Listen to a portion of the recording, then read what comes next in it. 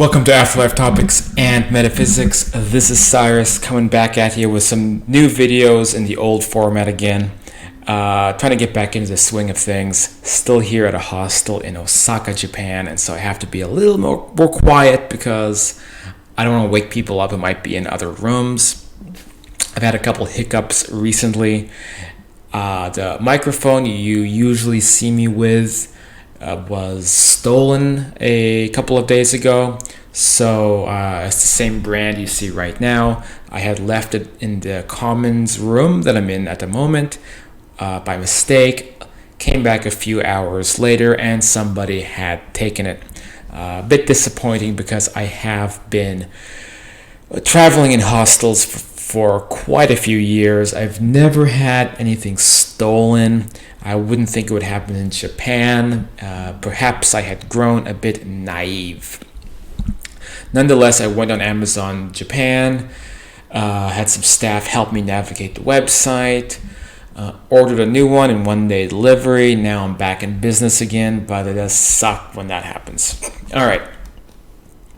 So to continue tonight or this morning, since it's about 2 o'clock a.m. here, we are talking about the concept of, is life after death a secret phenomenon? Is it something that is sort of being kept on the down low from, for lack of a better terminology, normies? So we're going to talk about that. As always, before we dive into this subject, I will ask that if you're new here and you haven't done so yet, please hit that subscribe button to help keep the videos going, help keep this knowledge out into the open, to keep it from ending up secretive or occulted. So I need your help with that. You can head down to the share button, the like button, that blue notification bell.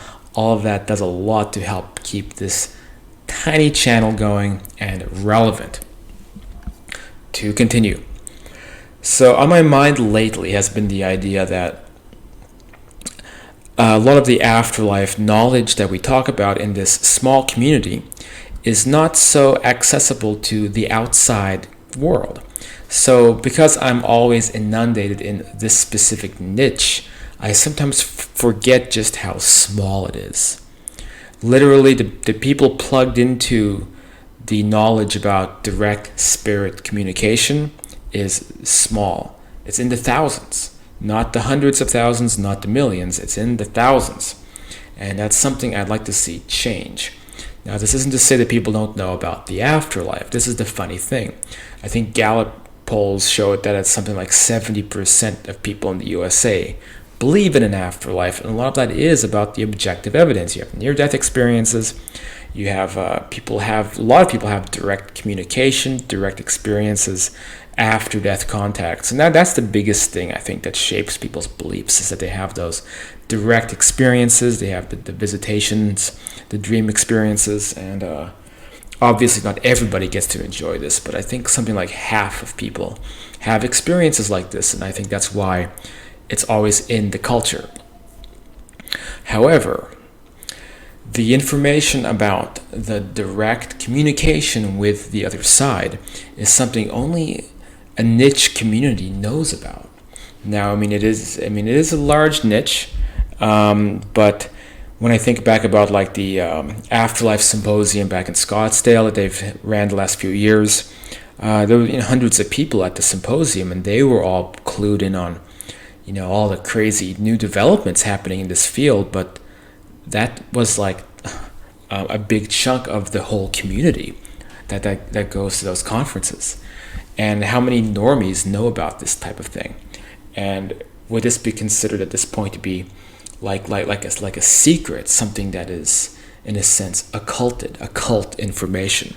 And I'll get into that in a moment. So what is this information that people don't seem to know so much about? Well, a lot of people don't know that it seems that we could call the spirit of, the personality of Nikola Tesla is working closely with Sonia Rinaldi, and there's a lot of really interesting experiments happening out of Brazil and through Rinaldi's team, and it involves people receiving very clear images of their deceased loved ones smiling and waving at a camera that's in a different dimension. And that information is being basically, through a very complex process, beamed into our world through technology. And there's people I've known who have been able to see their deceased loved ones on a screen, and highly verifiable to show that it's not, it's not images that are being swiped off the net and manipulated. Oftentimes, some of the stories I know about involve direct verification, like communicating with a deceased person and yourself, and asking them to come through, let's say, Sonia's equipment, and then sure enough, a week later or a month later or a year later, I don't know all the details, but this deceased person actually appears with through her station. So I know about stories like that, and also similar stories with other ITC researchers. People don't know about Gary Schwartz's experiments. When we talk about laboratory tested spirit communication. A lot of amazing stuff happening in that field. We don't even know about like Julie Beichel's work with the Windbridge Institute. People don't know about famous physical mediumship cases like the skull experiments. People don't know about current day physical mediumship that has involved with, basically people in seance rooms opening up a gateway to other dimensions, and some of it even being photographed, and entities walking in from the other side and interacting with people, or coming in through ectoplasm. They don't know that some of these seances have been in development for years, with very reputable people being involved, and then slowly building up phenomena that is highly verifiable. So this is the deep waters of parapsychology that is beyond the boggle thresholds of many people. As a result, it creates a phenomenon where it seems almost secretive or occulted. Now, occult is a verb. To occult something, or for something to be occulted. So what does that mean? It means that knowledge is being kept purposefully hidden, and historically this happened because of a similar type of thing that we see today, dating back to ancient times. Regular people, normies, get their hands on cosmic, quote, divine information, and then they ruin it. They either get very hostile about it, begin demanding too much from the people who are experiencing it because they themselves cannot comprehend that it's real, or they abuse it, or they mock it and ridicule it, or send people to get burned at stakes. And so the people involved in the areas of contact with this higher area of reality end up having to hide all the knowledge. And then that hidden knowledge eventually becomes something that works against us. Maybe it gets used by powers that be to exercise control over all those normies who could never wrap their minds around such concepts as being true, thus creating a very corrosive system to society. And we don't want that anymore. So what I would like to see is this niche area of like hardcore, crazy to comprehend, wild parapsychology to come out into the open. There's some people who are heroically working in that area. One of them is Leslie Keane, the journalist, who has also done a lot in the UFO ET disclosure area, but she's a completely just like nuts and bolts, no BS type of woman. And she has some great books out there. It's Leslie Keane, Kean, where she has gone into this deep end of the pool and came out the other side thinking, hey, I think something really is going on here.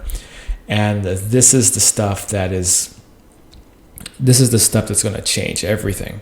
And I feel like a lot of this is coming in tandem like with the disclosure communities, like Stephen Greer's work, where he has helped pioneer going out and communicating telepathically with aerial intelligent phenomena that we would call like UFOs, quote, which we can also say are extra dimensional beings, just like we experience with, quote, afterlife contact.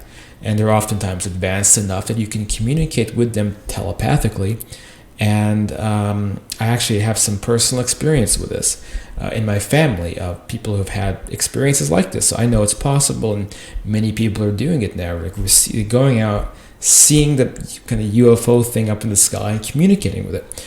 And the disclosure community has been, joining forces with that type of work, as well as government whistleblowers and a lot of pushback against the powers that be, to begin exposing, to build momentum, to expose this information, to get it into the public, with the ultimate goal of moving humanity forward into a new era, a new, basically, more advanced civilization, because this is what we have to do to finally get to the next level.